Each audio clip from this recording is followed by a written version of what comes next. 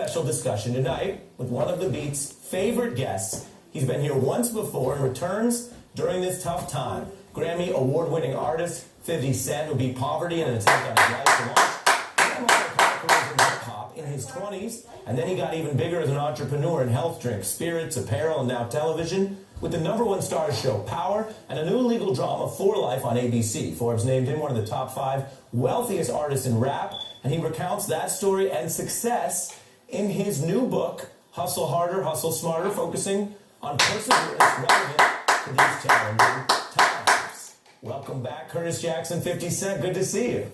Hey, nice to be back, man. Good morning, friends and family around the world. This presentation is brought to you today to highlight. I was just watching the morning news, psychologically preparing for my job with my family, my wife, and this came across my monitor. So I thought it definitely important that I seize the opportunity and present what I extracted from this interview, which is what our community activists, leaders, Oprah Winfrey have been articulating through verbal protests, media protests against not so much hip hop, but rap music, because there's a difference between hip hop and rap music. Hip hop is hip rhythm, hip beats, maybe hypnotizing, hypnotic. And rap music is different. Maybe from region, hip hop comes from the East, rap coming from the West. Rap is talking. Rapping is not bad, but the content of what you're rapping about is what makes the difference. So today we have 50 Cent, better known as Curtis Jackson, or Curtis Jackson, better known as 50 Cent, as this entertainer, very important, entertainer, grows or transitions. He reverts back to his actual name, his actual person under his authorship, which is Curtis Jackson. So let's listen to this interview as I'll pause it and tell you more about why I'm doing this recording as we listen to Curtis Jackson's interview develop. That was good. It's great to have you back. I want to get into all of this. Let's start, though, with the coronavirus.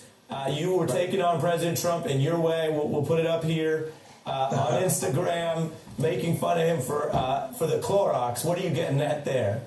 Well, I mean, I think this frustration being just something you might have thought that you wouldn't say out in the open.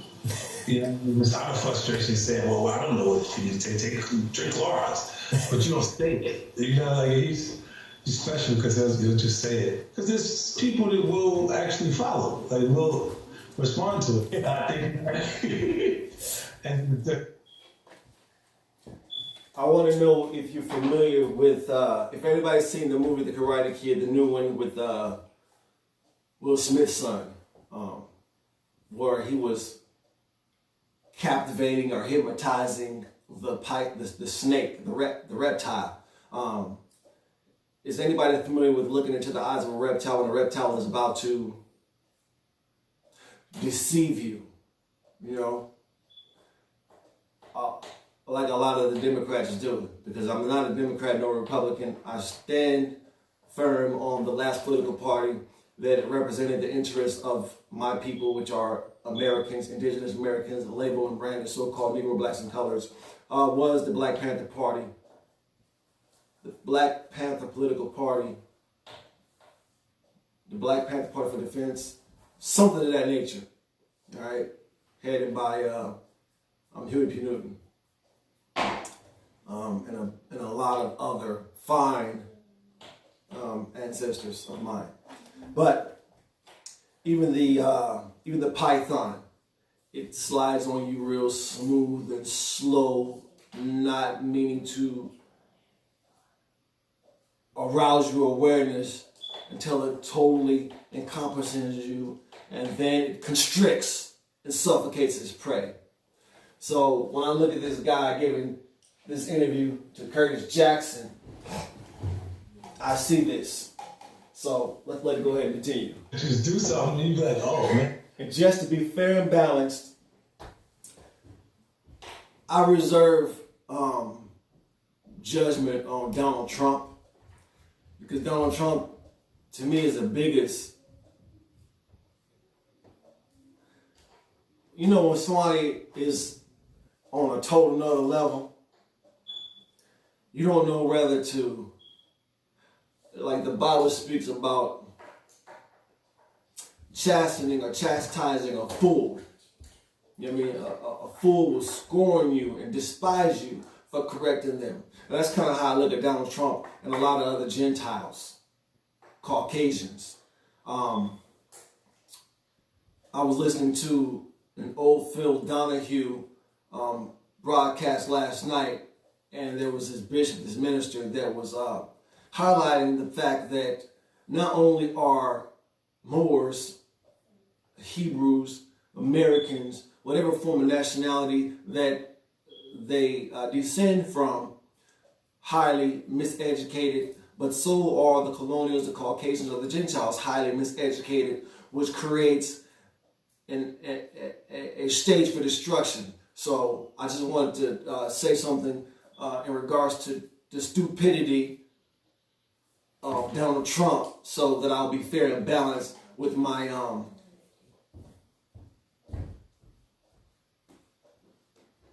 assessment of this broadcast. So here we go, continue. Donald Trump's longtime advisor, Roger Stone, who, like you, he also uses the gram, gets his message out. He can be wild. Here he was, though, talking about reporting to prison here in the next coming weeks. Take a listen. At this point, the judge has ordered me to surrender in 2 weeks, and at 67 years old, with some underlying health problems, including a history of asthma. I believe with the coronavirus, it is essentially a death sentence. Do you think Donald Trump will reward him for being loyal and pardon him? Well, I think you should. That's just people you should look out for. So the first question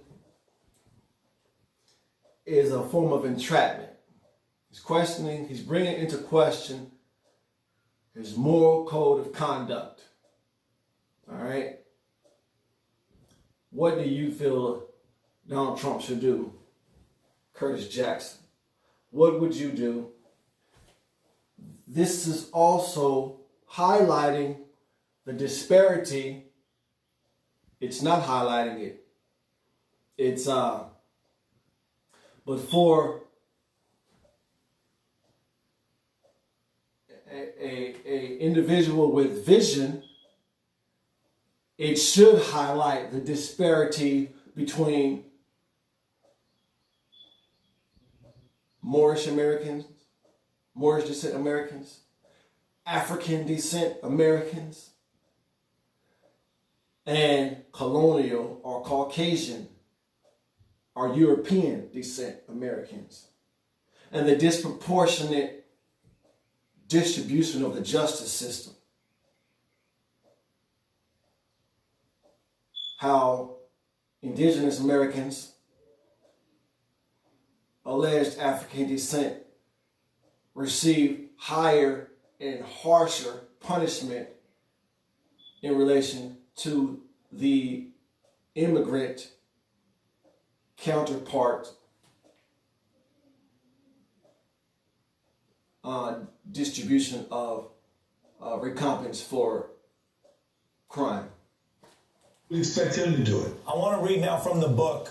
I largely abstain from alcohol. I don't mess with drugs.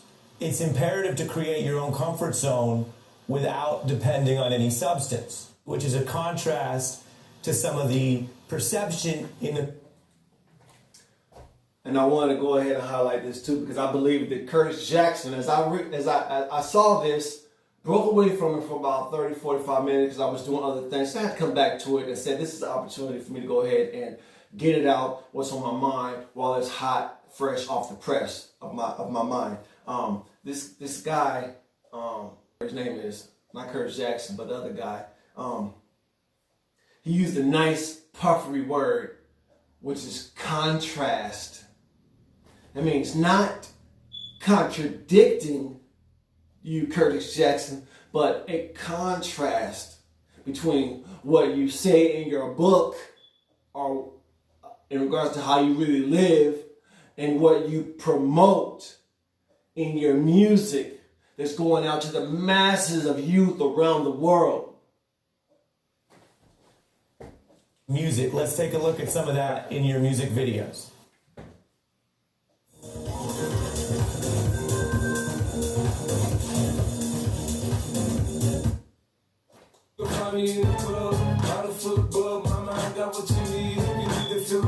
I'm in the heaven. Eyes a little low, Cause I twist the draw. I'ma get my drink on and party like this. So we do this all the time. Right now we on the grind. So hurry up and cop and go selling it. During like all of the songs during that period, there was zero drinking. Look at it. That's not even a poker face. That's an intent face. That the other guy, Ari, whatever they say his name is. Y'all can't even see the face. But go back and look at it, man. It's regarding Cent Interview, regarding 50 Cent's new book. I might even be doing him a favor right here too. His new book, Hustle Harder, Hustle Smarter and Harder, or the title. I may even read the book. I'm not a hater of this guy. I commend him for pulling himself up from his bootstraps. Let's watch how Curtis Jackson answers these allegations, which is what they are. This guy is indicting him.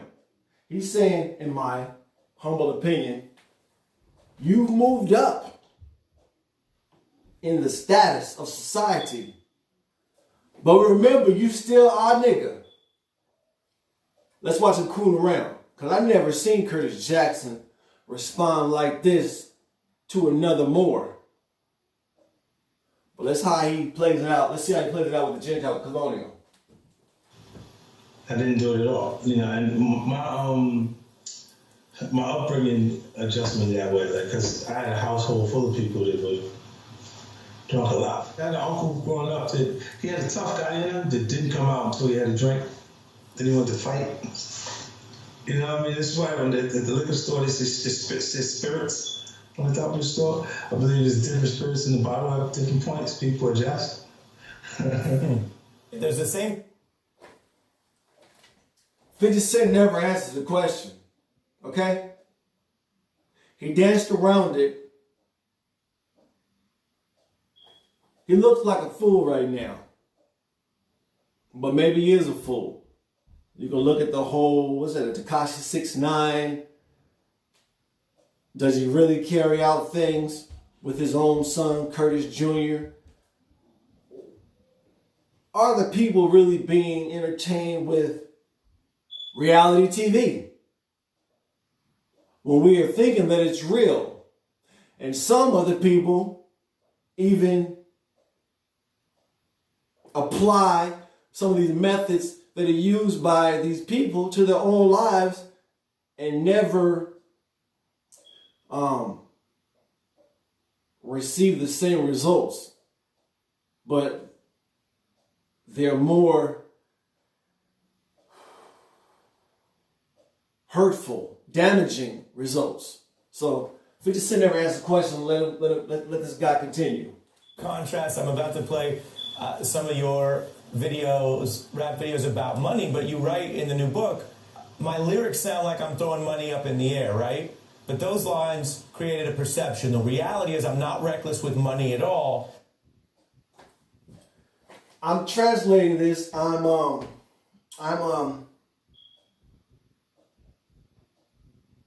breaking this down in layman terms for my so-called not highly educated, not highly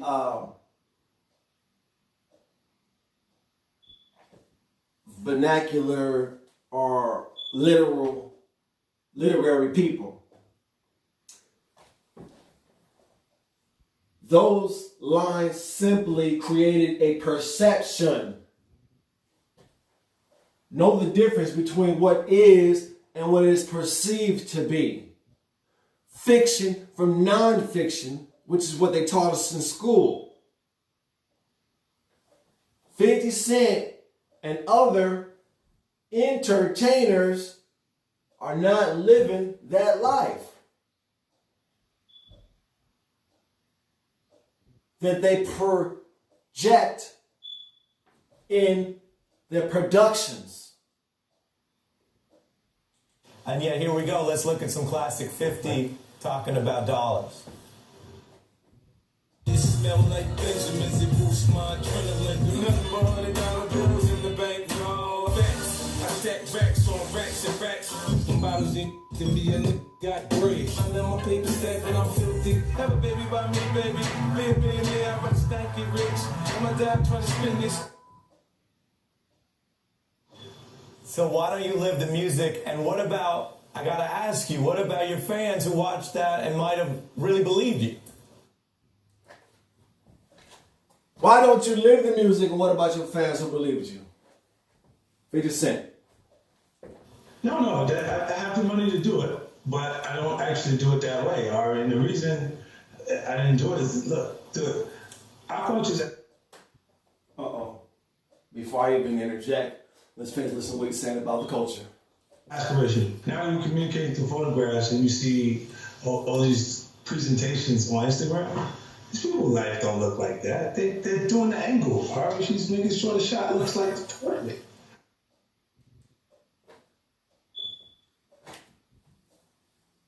Believe none of what you hear and half of what you see.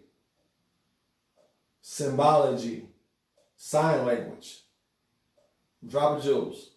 Okay, I'll continue. He never is answering the question. He alluded to it in general. He generalized the answer, but he didn't personalize it. The man asked him, why doesn't he live what he speaks in his music? Are you crazy? That's not life. Every picture doesn't come out perfect like that, man. They took 30 pictures to give you one.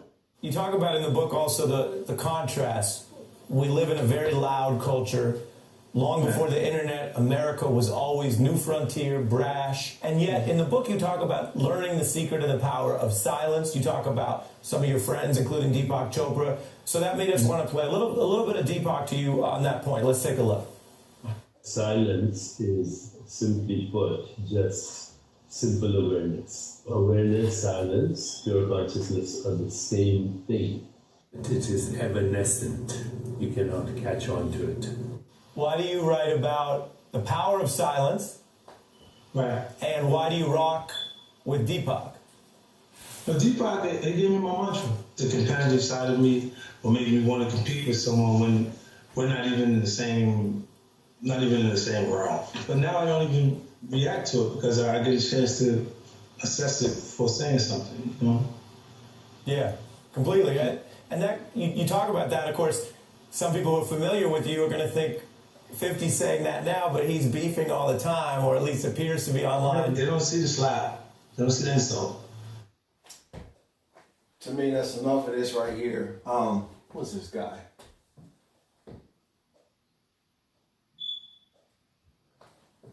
I'm gonna go ahead and finish playing it. Did you see my response? Did you see the shots they fired? They follow it. So you know I got to press you on this, right? As the journalist. Here's just some of the headlines. We got 50 Cent's beef with Oprah. 50 Cent on why he will keep shading Lala Kent and Randall Emmett, quote, over and over again. Floyd Mayweather responds to ongoing feud with rapper 50 Cent. You guys were friends, and in a book, you dish on some of your philosophy. If you hate me, you're more likely to talk about me. So is it also I don't hate Curtis Jackson. Well, yeah. Well, I spoke to Oprah. I told her when we met. I did a show finally, and I only had issue with her because every time she made reference to what was wrong with hip hop culture, it was something that was a part of my debut release. It's the largest debut in hip hop. Did you learn anything because you write about finally then going with Oprah, and that she stood her ground confronting you on her issues with hip hop, misogyny.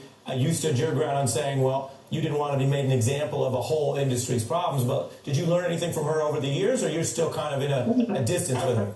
I learned that those views, they exist. There's people out there that really feel passionately about it. They have a conservative lifestyle, and their viewpoint, I mean, it's theirs. The reality is these things exist. So we don't tell a painter. The reality is 50 Cent is sitting there looking pretty dapper in this sports jacket, button here. But when you sit, you're supposed to unbutton it for relaxing. However, the words, the articulation that 50 Cent, that Curtis Jackson is expressing is on point and on another level. Why don't you take the opportunity to educate the masses of youth in the Americas and around the world with this example and this level of speech, instead of keeping them dumbed down and detoured with what you have put out in your career, throughout your career? That's what I want to know. By the way, I did encourage my son to purchase your book, and I actually read the book too, The 50 Laws of Power, which segued me into really analyzing the other books, The 50 Laws of Power, written by authors prior to Curtis Jackson. Only paint this kind of picture. Creatively, the artist is going to pick what parts of his experience to write about. And there's different things that come into... Look, hip-hop culture loves things that are damaged. Some things that they want you to go up and come down. You said it once on G-Unit Radio. Does hip-hop culture love things that are damaged? Or does it damage people convey their experience in a damaged way? People that are virtually one generation from what was like slavery, if it wasn't slavery. Because just in the 1960s, our people were still in apartheid, segregation, Jim Crow. Just in the 1970s, President Reagan was the president. What was his name? Reagan? President Reagan was the president. And you had Reaganomics and the Contras and crack being placed into the communities and guns being placed in communities from the West Coast to the East Coast. You'll hear street affiliates speak about abandoned train caboose filled with guns. You have Freeway Rick Ross, speak about running drugs for the Central Intelligence Agency. You had, let's finish listening to Curtis Jackson. Prepare for more of these discussions and overviews in the future. And the history of entertainment is the creation of entertainers for the sake of entertainment, and the destruction of entertainers for the sake of entertainment. They want to see the Britney Spears, you shaped your head and you're swinging the umbrella at the actual cameraman. That moment, they need that. Before I lose you, let me also show you something. This is a little more offbeat, and I gotta warn everyone, this includes some pretty questionable 50 Cent related dad jokes on this very program. Take a look. The question I get asked the most is 50 or 50. It's only two kind of people that call me 50. There's people who call me 50, and there's white people that are trying to be cool. You know the rapper 50 Cent, right? His brother is actually an economist. His name is 50 Basis Points. Wow.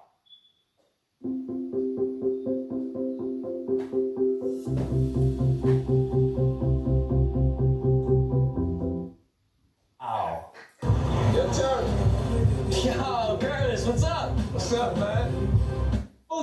should mention 50 Cent because I thought, given recent increases in inflation, that his name was now 64 Cent.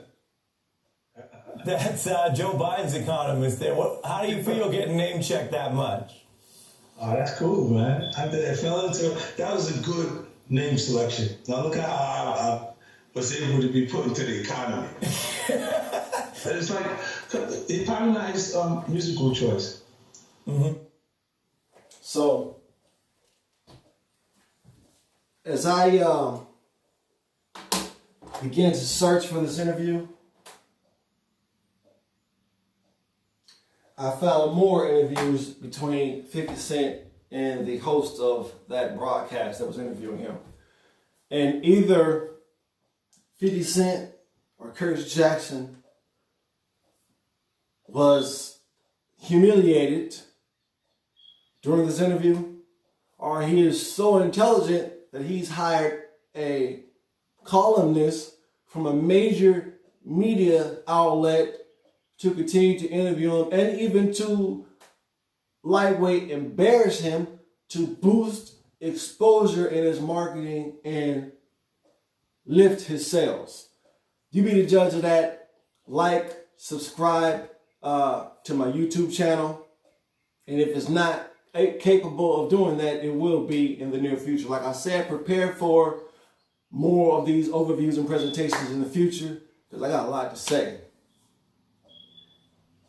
Thank you all for viewing my broadcast.